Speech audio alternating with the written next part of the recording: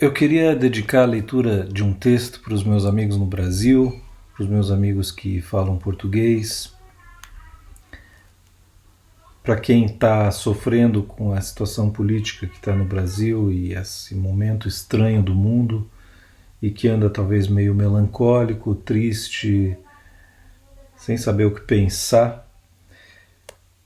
Eu me deparei com uma crônica de Rubem Braga que me despertou de novo uma vontade de ler literatura brasileira, simplesmente pelo jeito que as palavras combinam umas com as outras e o som que elas produzem, e talvez mais importante que a mensagem é só ouvir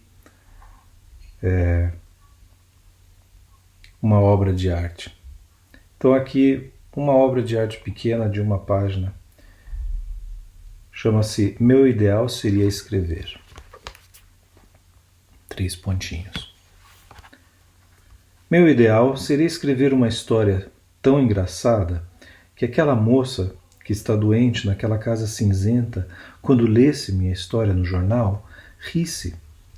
Risse tanto que chegasse a chorar e dissesse: ai meu Deus, que história mais engraçada! E então a contasse para a cozinheira e telefonasse para 2 ou 3 amigas para contar a história. E todos a quem ela contasse rissem muito e ficassem alegremente espantados de vê-la tão alegre.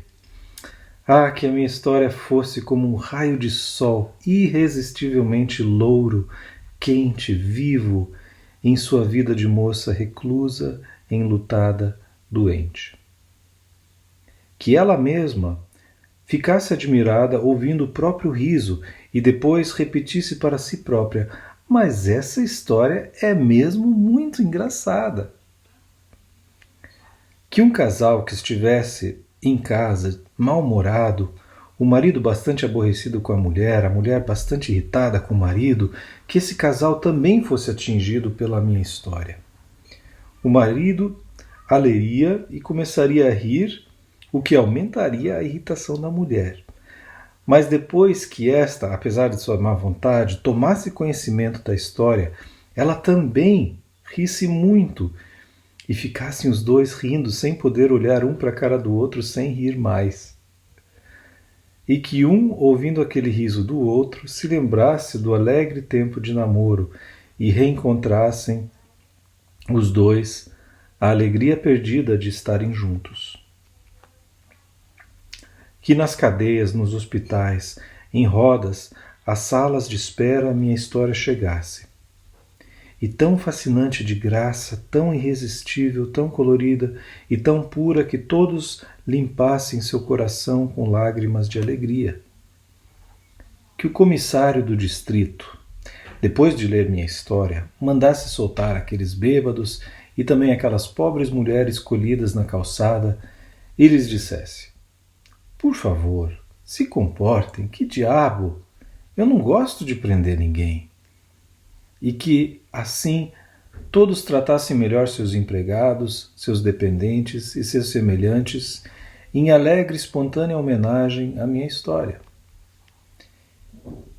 E que ela aos poucos se espalhasse pelo mundo e fosse contada de 1000 maneiras, e fosse atribuída a um persa na Nigéria, a um australiano em Dublin, a um japonês em Chicago, mas que em todas as línguas ela guardasse sua frescura, sua pureza, o seu encanto surpreendente, e que no fundo de uma aldeia da China, um chinês muito pobre, muito sábio e muito velho dissesse: nunca ouvi uma história assim tão engraçada e tão boa em toda a minha vida. Valeu a pena ter vivido até hoje para ouvi-la.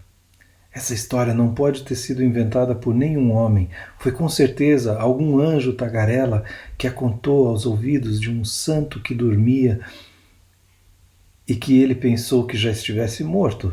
Sim, deve ser uma história do céu que se filtrou por acaso até nosso conhecimento.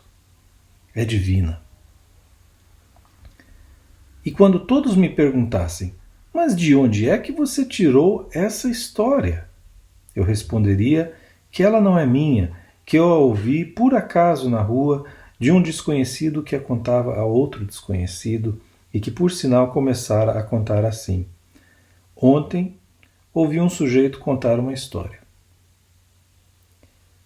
E eu esconderia completamente a humilde verdade, que eu inventei toda a minha história em um só segundo, quando pensei na tristeza daquela moça que está doente, que sempre está doente e sempre está de luto e sozinha naquela pequena casa cinzenta de meu bairro.